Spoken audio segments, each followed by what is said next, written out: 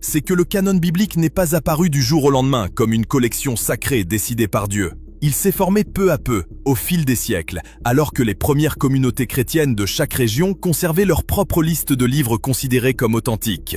L'Apocalypse, dernier texte du Nouveau Testament, n'a d'ailleurs été rédigé qu'en l'an 96. Même parmi les autorités religieuses de l'époque, plusieurs livres finalement intégrés au Nouveau Testament ont longtemps été contestés. Les lettres aux Hébreux, celles de Jacques, et même l'Apocalypse elle-même ont été mises en doute par de grands théologiens, qui se demandaient si elles avaient vraiment été écrites par les apôtres. L'idée selon laquelle il existait dès le départ un consensus sur les textes bibliques est donc historiquement fausse. Pourtant, à partir de ce moment-là, les scribes chrétiens ont travaillé sans relâche pour rassembler et préserver ce qu'ils pensaient être les écrits authentiques. Mais les parchemins originaux se dégradaient déjà rapidement. Les églises de tout l'Empire avaient besoin de copies complètes sans attendre. Alors, des milliers de manuscrits ont été produits et diffusés.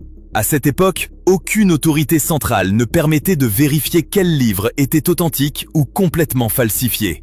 Il a donc fallu des siècles de lutte théologique pour aboutir à la collection biblique que nous connaissons aujourd'hui. D'après les documents qu'Elon Musk étudie, dès l'an 95, soit un an avant la rédaction de l'Apocalypse, Clément de Rome, disciple de l'apôtre Pierre, possédait déjà 8 textes qui allaient plus tard figurer dans le Nouveau Testament. 10 ans plus tard, Polycarpe en reconnaissait 15 comme sacrés. 70 ans après, Irénée en validait 21, puis Hippolyte 22. Et ainsi de suite. Ces écrits approuvés devinrent ce qu'on appelle le canon de Muratori. Mais une question dérangeante demeure. Qu'est-il advenu de tous les livres rejetés ?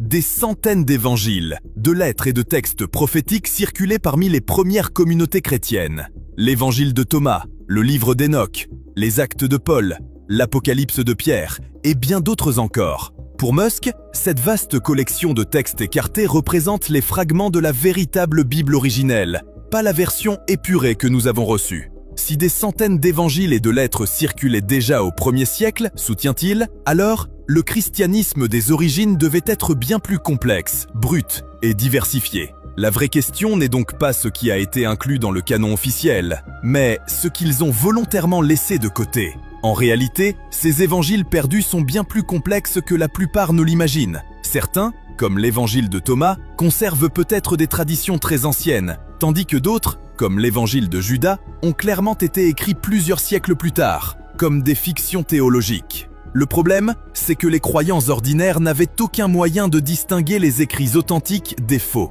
Ils devaient faire confiance aux chefs religieux, qui affirmaient avoir l'autorité pour décider, sans que personne ne sache vraiment si